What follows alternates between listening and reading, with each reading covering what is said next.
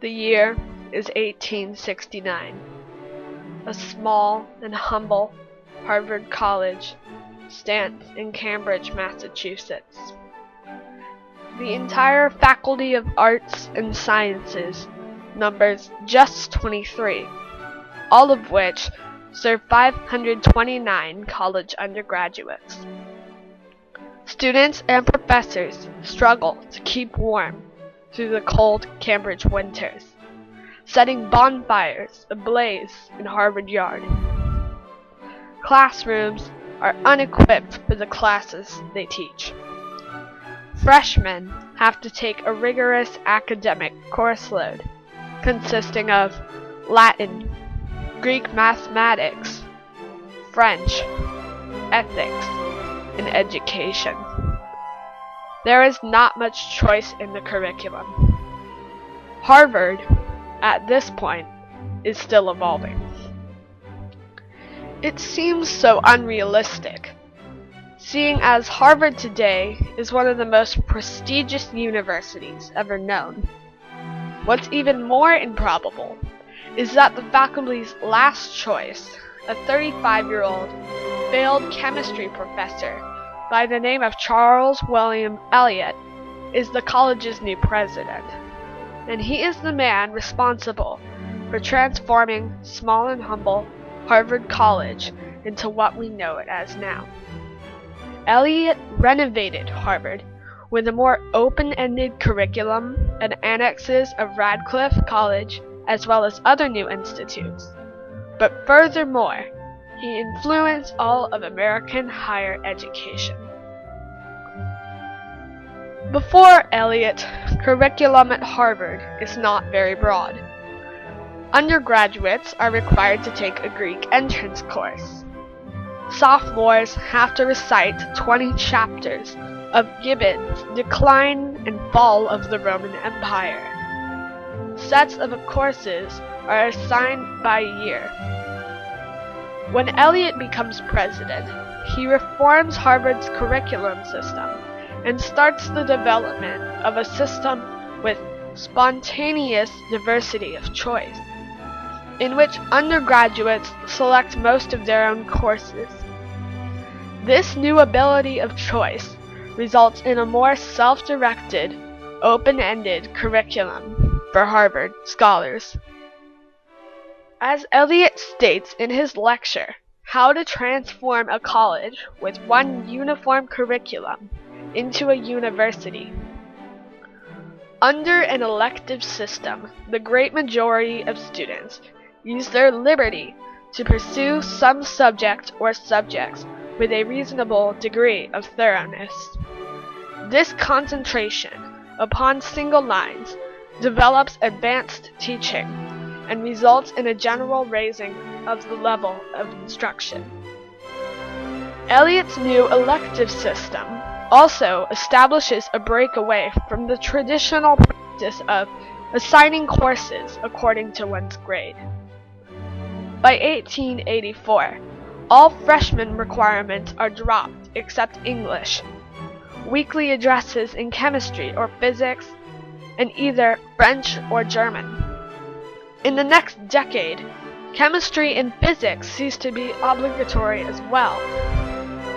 Before long, other colleges nationwide begin to adopt Eliot's open-ended curriculum.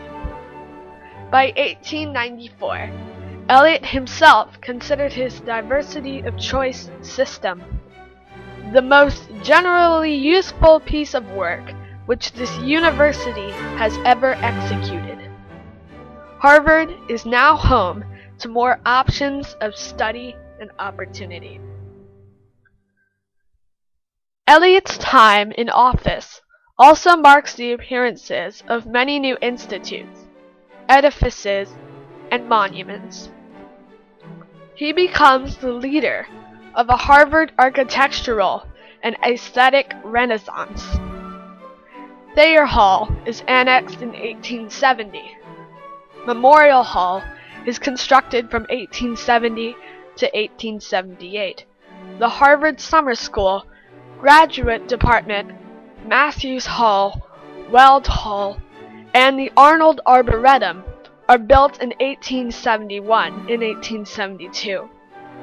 Radcliffe College is annexed in 1879.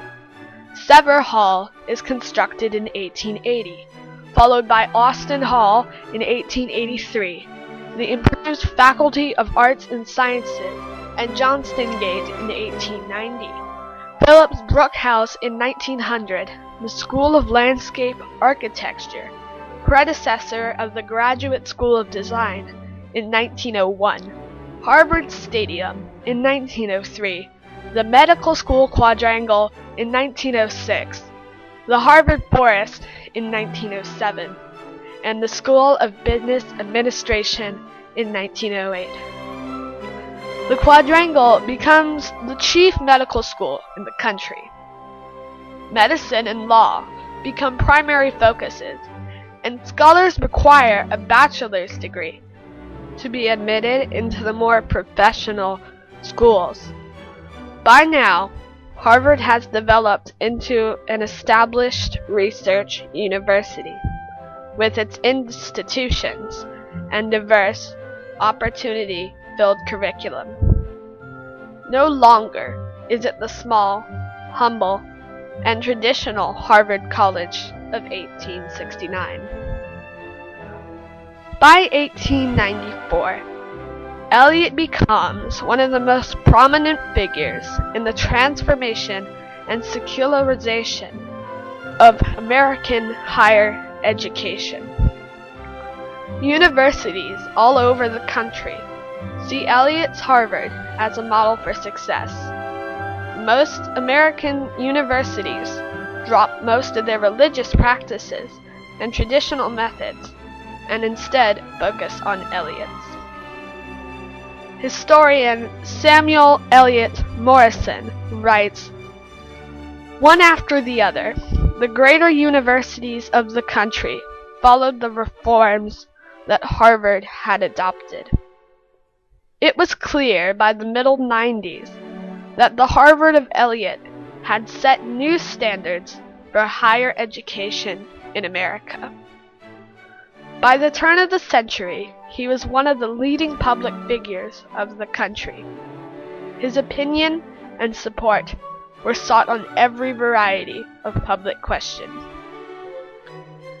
Even after he retires from his position as president of Harvard in 1909, Eliot continues to serve for an additional 15 years as the university's first president emeritus until his death in 1926. Charles William Eliot's term as president of Harvard was a turning point in both Harvard's history and the history of all American higher education. His legendary transformation of Harvard's curriculum and campus became a model for American universities across the nation. After 40 years of hard work, Eliot finally accomplished what he had set out to do: remodel Harvard from a traditional, limited study college into a modern, cosmopolitan, private university.